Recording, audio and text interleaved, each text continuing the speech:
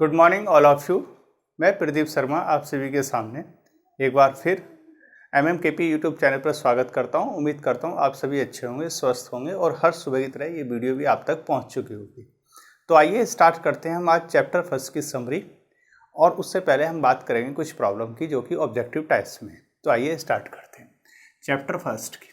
जैसे find the number of all one one function from A set 1 2 3। एक set दिया हुआ है जिसके अंदर 3 एलिमेंट हैं 1 2 3, और पूछा गया है 1 1 अगर आपके पास फंक्शन होगा तो हमारे पास कितने नंबर बनेंगे 1 1 फंक्शन के लिए। देखिए, अगर कभी इस तरीके का देखने के लिए मिले और कहे n बराबर इसके अंदर 3 एलिमेंट हैं, तो हमारे पास टोटल जो आपके पास 1 1 फंक्शन बनेंगे, तो हम कह सकते हैं टोटल 1 1 फंक्शन जो बनेंगे वो बनेंगे हमारे पास फैक्टोरियल 3, अर्थात 6 बनेंगे। टोटल कितने बनेंगे? 6 बनेंगे। बस ये याद रखना, वो फैक्टोरियल n का फॉर्मूला होता है और उसे ही हम कह देते हैं कि वो क्या होगा भैया, आपके पास 1 1 टोटल फंक्शन बनेंगे। आइए नेक्स्ट करते हैं बात, find the number of all onto function from. आपके पास एक सेट है 1 2 3 4 5 n के लिए, और इसमें पूछा गया है कि अगर इट सेल्फ की बात करें मैपिंग की, तो टू ऑल कितने ऑन टू फंक्शन होंगे? 1 1 a to b, और आपके पास ऑन टू में क्या होना चाहिए? रिवर्स भी b to a होना चाहिए। तो इसके अंदर भी टोटल कितने होने वाले हैं? फैक्टोरियल आपके पास n, फैक्टोरियल n, अर्थात आप कह सकते हो इसके अंदर कितने होंगे? 1 2 3 n रखे हो तो फैक्टोरियल n ही होंगे। इसका फॉर्मूला भी यही है। चलिए नेक्स्ट क्वेश्चन नंबर थर्ड हमारे पास है, number of binary operation on the set A B. अगर 2 एलिमेंट का हमारे पास सेट दिया गया है तो उसमें पूछा गया है कि भैया कितने टोटल बाइनरी ऑपरेशन होंगे, कितने टोटल बाइनरी ऑपरेशन होंगे। जब भी बाइनरी ऑपरेशन होता है तो उसके अंदर कार्टेशियन प्रोडक्ट का यूज़ किया जाता है। खुद इट सेल्फ भी हो सकता है और दूसरे एलिमेंट के पास भी, दूसरे सेट के साथ भी होता है। तो यहाँ पर एक ही सेट दिया गया है तो खुद का खुद के साथ होता है, तब हम फॉर्मूला यूज करते हैं 2 की power m into n। m आपके पास सेट ए के एलिमेंट होते हैं, ये आपके पास सेट बी के एलिमेंट होते हैं। यहाँ सेट हमारे पास एक ही दिया हुआ है जिसके अंदर 2 एलिमेंट है, तो हम कहेंगे 2 की पावर 2 इंटू 2, अर्थात m बराबर भी 2 होगा और n बराबर भी क्या होगा? 2 होगा। तो कहेंगे 2 की पावर 4 अर्थात 16 क्या होंगे? बाइनरी ऑपरेशन होंगे, जो कि ऑप्शन नंबर बी इसका सही है। तो इस तरीके से हमने 3 ऑब्जेक्टिव सीखे, 1 1 फंक्शन फैक्टोरियल n के लिए, onto function factorial n के लिए, और बाइनरी ऑपरेशन के लिए फॉर्मूला सीखा 2 की power m into n। m first number of element होंगे इन सेट ए के अंदर, और n नंबर ऑफ एलिमेंट होंगे सेट बी के अंदर या सेकंड सेट के अंदर। ठीक है, चलिए आइए अब बात करते हैं इसकी समरी की। आइए अब बात कर रहे हैं हम समरी की। चैप्टर फर्स्ट के अंदर हमने क्या क्या सीखा, क्या क्या पढ़ा, आज उसका हम निष्कर्ष निकालेंगे, क्या उसका सारा कंक्लूजन क्या होगा। अगर आपने ये लेक्चर भी देख लिया तो आपको चैप्टर फर्स्ट के अंदर क्या क्या चीज़ें पढ़ने के लिए मिली, वो सारी चीज़ें क्लियर हो जाएंगी। चलिए आइए सबसे पहले हम बात करते हैं कि भैया सेट, हमने एक सेट सीखा, या ये कह सकते हो सेट के बारे में जाना कि हमने कहा है कोई भी एक सेट अल्फ़ाबेटिक नंबर से रिप्रेजेंट किया जाता है सेट, और उस सेट का मतलब होता है collection of the element, collection of the well defined object. Collection करना हमें किससे? वेल डिफाइंड ऑब्जेक्ट से। उसे रिप्रेजेंट कर लीजिए आप किसी भी एक अल्फ़ाबेटिक नंबर से, और करली ब्रैकेट के अंदर ये सब कुछ रखना होता है, तो वो क्या कहलाता है? सेट कहलाता है। कितने टाइप्स का होता है ये सारी चीज़ें हम बात कर चुके हैं। अगर एक सेट और ले लें और इन्हें आपस में रखें तो उसका नाम हो जाता है Cartesian product. Cartesian product, Cartesian product का मतलब होता है 2 सेट होंगे, दोनों सेट के अंदर A क्रॉस B इस तरीके से बनेगा, और उसके अंदर जो कलेक्शन होता है वो ऑर्डर्ड पेयर का होता है। किस तरीके से? जैसे A, B, A1 B1, दूसरा आपके पास A2 B2, तीसरा आपके पास A3 B3, और आपके पास इसी तरीके से एलिमेंट बनते चले जाते हैं, इसी तरीके से एलिमेंट बनते चले जाते हैं। अब A1 A2 और A3 जो एलिमेंट होते हैं ये डोमेन होते हैं। डोमेन बराबर कौन से होंगे? A1 A2 A3 ये जितने फर्स्ट नंबर के एलिमेंट होंगे डोमेन होंगे और सेट ए के अंदर होंगे। कोडोमेन की बात कर सकते हैं। कोडोमेन किसके अंदर होते हैं? दूसरे नंबर के एलिमेंट B1, B2, B3 और ये आपके पास कोडोमेन होते हैं और किसके होते हैं? सेट बी के होते हैं। ठीक है, कोडोमेन को ही हम दूसरा नाम कहते हैं, इनका नाम होता है रेंज। इन्हें रेंज से भी रिप्रेजेंट किया जाता है। चलिए, ये थी बात हमारे पास कार्टेशियन प्रोडक्ट की। अगर बात करें कार्टेशियन प्रोडक्ट की तो हम कार्टेशियन प्रोडक्ट को भी कहते हैं, क्या कहते हैं? Collection of the ordered pair. Ordered pair का हमें यहाँ पर क्या करना होता है? कलेक्शन करना होता है। चलिए, अब इसके बाद जैसे हमने क्या किया, कार्टेशियन प्रोडक्ट की तो एक रिलेशन बना, ए का किसके साथ? बी के साथ रिलेशन बना। तो यहाँ से एक शब्द आता है रिलेशन। तो रिलेशन जो होता है वो हमारे पास यही होता है, ए का सेट बी के साथ रिलेशन या बी सेट का ए सेट के साथ रिलेशन, अर्थात कार्टेशियन प्रोडक्ट करने, ऑर्डर्ड पेयर में बनाना। ठीक है, अब हम उसे जो रिप्रेजेंट करते हैं वो इस तरीके से करते हैं कि आर एक रिलेशन होगा, क्योंकि रिलेशन का पहला वर्ड आर होता है इसलिए आर से हमने रिप्रेजेंट कर दिया। और वो आपके पास होगा क्या? बराबर भी हो सकता है, सबसेट भी हो सकता है, किसका? ए क्रॉस ए का। इसी को कहते हैं हम क्या? रिलेशन। ए क्रॉस बी भी हो सकता है, ए क्रॉस ए भी हो सकता है, वो डिपेंड करेगा हमारे पास क्या। अगर सेट 2 का कार्टेशियन प्रोडक्ट आप लेके चल रहे हो, 2 सेट के अंदर आप रिलेशन लेके चल रहे हो तो ए क्रॉस बी हो जाएगा। और अगर इट सेल्फ रिलेशन की बात कर रहे हो, खुद का खुद के ऊपर रिलेशन या सेट ए का सेट ए पर रिलेशन, तो वो क्या होगा? एक ये होगा आर सबसेट होगा किसका? ए क्रॉस ए का होगा। अब इसी के अंदर अगर हम बात करें कि भैया एम्प्टी रिलेशन क्या होता है? एम्प्टी रिलेशन वो होता है जिसके अंदर ऑर्डर्ड पेयर एम्प्टी मिले, अगर था कोई भी एलिमेंट ना बने, और कोई भी एलिमेंट ना बने तो कहते हैं फाई सबसेट होगा किसका? ए क्रॉस ए का। ये होगा एम्प्टी रिलेशन। इसी के बाद यूनिवर्सल क्या होता है?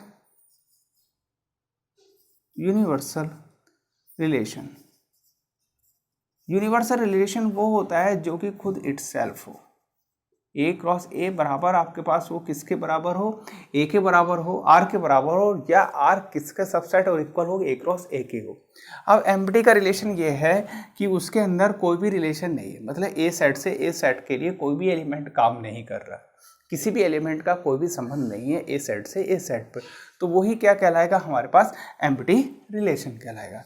चलिए, ये बात तो हो गई हमारे पास रिलेशन की। अब बात कर लेते हैं हम फंक्शन की। फंक्शन में हम लोगों ने क्या सीखा? देखिए, हमने कहा एफ सच दैट हमारे पास जो है एक कोई भी एक फंक्शन है वो कहीं ना कहीं डोमेन से चलता है। चलिए, एक्स से लेके चलते हैं और वाई पर पहुंचते हैं। इस तरीके से एक्स से चले और वाई पर पहुंचे, एक्स डोमेन और वाई आपके पास क्या है? कोडोमेन है। तो एक्स डोमेन से वाई पे पहुंच गए। अगर हमारे पास fx1 बराबर fx2 फॉर एवरी, जो x1 और x2 दो टेस्टिंग एलिमेंट हैं कैपिटल X के, और वो भी लास्ट में इक्वल आ जाते हैं, इमेज इक्वल लेके एलिमेंट इक्वल आ जाते हैं, तब हम कहते हैं वो कैसा फंक्शन होगा? वो हमारे पास 1-1 फंक्शन होगा, जिसका ही हम नाम दे देते हैं इंजेक्टिव फंक्शन, और इसी को कहते हैं फंक्शन। फंक्शन की अगर हम बात करें छोटी सी डेफिनेशन की, तो हम ये भी कह सकते हैं कि every distinct element of domain have the image in codomain, या every distinct domain have the image in codomain. मतलब जो भी आपके पास डोमेन होंगे डिस्टिंक्ट एलिमेंट रखेंगे, इमेज रखेंगे डिस्टिंक्ट, और किसके अंदर रखेंगे? कोडोमेन के अंदर, और वो कहलाएगा आपके पास इंजेक्टिव फंक्शन। अगर इसी को हम रिपीट कर दें वापस कि एफ इनवर्स y से लेकर x, और सारी की सारी कहानी वही हो, एफ इनवर्स y1 बराबर एफ इनवर्स y2, कैलकुलेशन आपने करी तो y1 बराबर y2 एलिमेंट निकल के आए, कहने का मतलब फिर 1-1 आ जाता है, तो ये रिवर्स में 1-1 फंक्शन कहलाता है। और जैसे ही रिवर्स में 1-1 होता है तो हम कह देते हैं कि फंक्शन f क्या होगा? वो ऑन टू फंक्शन होगा, और ऑन टू फंक्शन को हम कहते हैं सर्जेक्टिव फंक्शन। तो 1-1 फंक्शन x टू y आप चलोगे, और onto function y to x आप चलोगे। y की x में एवरी एलिमेंट की इमेज मिलनी चाहिए कि every codomain have the distinct pre image in आपके पास x, तो वो क्या कहलाएगा आपके पास? रिवर्स में 1 1 कहलाएगा। 1 1 दोनों तरफ से हो गया तो वो आपके पास ऑन टू फंक्शन कहलाएगा। जैसे ही हमारे पास ऑन टू फंक्शन की बात हुई, अब हम पहुंचते हैं भैया बाइजेक्टिव के लिए। अगर हम इसी को बाइजेक्टिव करना चाहें, बाइजेक्टिव फंक्शन करना चाहें, तो बाइजेक्टिव का मतलब होता है 1 1 और ऑन टू फंक्शन होता है। ठीक है, चलिए जैसे हम ये बात करते हैं तो हम कहते हैं हमारे पास जो फंक्शन है x से लेकर y, वो हमारे पास 1 1 भी होना चाहिए और हमारे पास क्या होना चाहिए, ऑन टू भी फंक्शन होना चाहिए। अगर दोनों है तो वो आपके पास बाइजेक्टिव फंक्शन कहलाएगा। चलिए, उम्मीद करता हूँ आपको ये सारी चीज़ें अच्छे से समझ में आ गई होंगी, क्योंकि मैं बहुत छोटा सा शॉर्ट ट्रिक में की माध्यम से ही आज समझाने की कोशिश कर रहा हूँ, क्योंकि आज हम पूरे चैप्टर में हमने क्या क्या पढ़ा उसका हम निचोड़ की बात कर रहे हैं। ठीक है, उसके हम ये देख रहे हैं कि हाँ ये चीज़ें अगर हमारी याद रह गई तो हमारा काम चल जाएगा बड़े आसानी से। चलिए आइए आगे और बात करते हैं इन्हीं के ऊपर। आइए चलते हैं हम और आगे बात करते हैं। रिलेशन की हम बात कर रहे थे, फंक्शन की हम बात कर चुके थे। रिलेशन के ही अंदर आता है एक रिफ्लेक्सिव रिलेशन। देखिए रिफ्लेक्सिव क्या होता है, अगर ए का ए के साथ रिलेशन हो तो वो अपने आप में क्या कहलाता है, एक रिफ्लेक्सिव रिलेशन कहलाता है इटसेल्फ। कहने का मतलब क्या, ए ऑर्डर पेयर अगर आपके पास बिलोंग करता है आर के अंदर और आर सबसेट या इक्वल होता है ए क्रॉस ए का, तो हम कह सकते हैं कि वो क्या होगा, रिफ्लेक्सिव रिलेशन होगा। या ये भी कहिए ए का रिलेशन ए के साथ हो, दैट इम्प्लाइज ए आपके पास सबसेट हो किसका, बिलोंग करे किसके अंदर, आर रिलेशन के अंदर, और आर रिलेशन हो ए क्रॉस ए का, इस तरीके से। दूसरा होता है हमारे पास सिमेट्रिक में हमने पढ़ा था कि ए का रिलेशन बी के साथ हो और बी का रिलेशन ए के साथ हो, अर्थात दोनों चीज़ें होनी चाहिए, ए कोमा बी भी साथ में हो और उसके साथ बी कोमा ए भी हो और वो रिलेशन आर के ही हो, और ये R subset A cross A का चलेगा। अगर ऐसा है तो वो सिमेट्रिक होगा। नेक्स्ट आता है ट्रांजिटिव रिलेशन में होता है ए का रिलेशन बी के साथ, बी का रिलेशन सी के साथ, और ए का रिलेशन किसके साथ होना चाहिए, सी के साथ होना चाहिए। इसे हम ए बी लिखेंगे, इसे बी सी लिखेंगे और इसे हम ए सी लिखेंगे, इस तरीके से। ये सारी चीज़ें अगर हैं तो हम कहेंगे कि भैया वो क्या होगा, आपके पास ट्रांजिटिव रिलेशन होगा। आगे बात करते हैं एसिमेट्रिक की। एसिमेट्रिक रिलेशन की अगर हम बात करें तो हमारे पास ये होता है कि ए का रिलेशन आपके पास बी के साथ हो, बी का रिलेशन आपके पास किसके साथ, ए के साथ ना हो। ठीक है, इस तरीके से। और आप कहोगे कि भैया अगर ऐसा है तो ए बी बिलोंग करना चाहिए आर में और बी ए बिलोंग नहीं करना चाहिए किसके अंदर, आर के अंदर। नेक्स्ट आता है एंटीसिमेट्रिक में क्या होता है कि ए का रिलेशन बी के साथ, बी का रिलेशन ए के साथ तभी होगा जब ए बराबर बी या बी बराबर ए होगा, अर्थात ए कोमा बी या ए कोमा ए या बी कोमा बी बिलोंग करे आर के, वो होगा आपके पास एंटीसिमेट्रिक। अब इसके बाद बात करते हैं इक्विवेलेंस रिलेशन की। देखिए इक्विवेलेंस रिलेशन क्या होता है, इक्विवेलेंस रिलेशन इन्हीं पहले वाले रिलेशन से मिलकर बना होता है, इसके लिए कोई अलग से चीज़ें नहीं होती। फर्स्ट कंडीशन होती है रिफ्लेक्सिव, दूसरी कंडीशन होनी चाहिए इसके लिए सिमेट्रिक, और तीसरी कंडीशन होनी चाहिए ट्रांजिटिव। अगर ये तीनों कंडीशन सेटिस्फाई कर देता है कोई भी एक सेट, तो वो क्या कहलाएगा, एक इक्विवेलेंस सेट के रिलेशन कहलाएगा। आते हैं इसके अंदर पार्शियल ऑर्डर रिलेशन। देखिए इसके अंदर क्या होता है, सबसे पहले होता है रिफ्लेक्सिव, दूसरा होता है एसिमेट्रिक, और तीसरा होता है यहाँ पर ट्रांजिटिव। अगर ये तीनों कंडीशन सेटिस्फाई हो जाती है तो वो पार्शियल ऑर्डर रिलेशन कहलाता है, और अगर रिफ्लेक्सिव सिमेट्रिक ट्रांजिटिव कंडीशन होती है तो वो कहलाता है इक्विवेलेंस रिलेशन। तो ये बात करी थी हमने रिलेशन की, उम्मीद करता हूँ आपको ये भी समझ में आई होंगी। चलिए आइए स्टार्ट करते हैं और इसके आगे की बातें। आइए अब बात करते हैं इससे आगे की ओर जिसमें हम बात करने वाले हैं कंपोजिशन फंक्शन की। ठीक है, चलिए देखिए कंपोजिशन फंक्शन क्या होता है। कंपोजिशन से ही, नाम से ही पता चल रहा है कंपोजिशन फंक्शन कि वो क्या होगा, कंबाइंड करके बनाया गया हो। और फंक्शन की बात करिए तो कहीं ना कहीं दो फंक्शन को कंबाइंड करके एक फंक्शन बनेगा, तो वही क्या कहलाएगा, कंपोजिशन फंक्शन कहलाएगा। याद है? चलिए देखिए, सबसे पहले हमने कहा कि भैया एक फंक्शन ले लीजिए x टू लेकर y, दूसरा फंक्शन ले लीजिए आप g सच दैट y से लेकर z। इन दोनों फंक्शन को मिलाइए तो आप क्या करोगे, f x से लेकर y चलता है, g y से लेकर z चलता है, तो कहीं ना कहीं हम कहेंगे GOF बनता है, जो कि x से लेकर कहाँ पहुँचता है, z।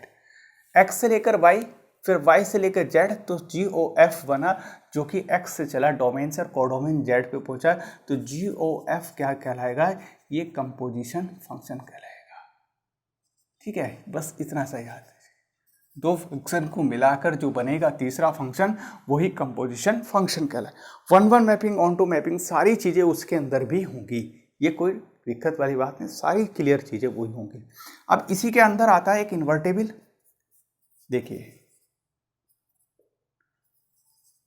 इन्वर्टेबल क्या होगा, इन्वर्टेबल फंक्शन वो फंक्शन होगा जिसके अंदर आप ये कहोगे कि भैया FOG of x, g of y से स्टार्ट करोगे ना जी, तो अगर इक्वल टू y के बराबर हो आइडेंटिटी फंक्शन के, एंड और अगर GOF x की बात करोगे तो ये आइडेंटिटी ऑफ x के बराबर हो। अगर ये आपस में FOG y बराबर आइडेंटिटी y, अर्थात आइडेंटिटी फंक्शन, ये आइडेंटिटी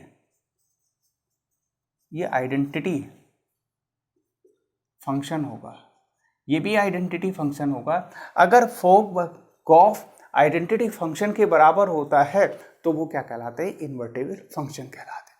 इसके बाद एक और बचता है, अगर आप कहते हो कि f सच दैट x से लेकर y आपके पास फंक्शन है और आपका f क्या है, इज 1-1 एंड ऑन टू है, and onto function, f 1-1 भी है, ऑन टू भी है, देन तब आप कहोगे कि f आपके पास क्या है, इन्वर्टेबल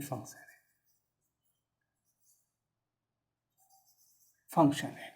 या अगर ये भी ना हो तो आप, अगर आप कहो कि f inverse x equal to identity बन जाए, तो क्या होगा, f भी एक इन्वर्टेबल फंक्शन होगा।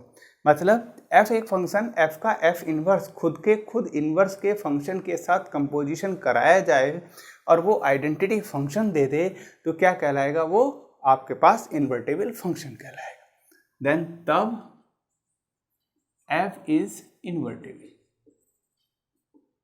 ठीक है, चलिए, तो ये थी बात हमारे पास फंक्शन की, ये बात करी थी हमने सेट के रिलेशन की, और यही बात करके लेकर आए थे हम रिलेशन।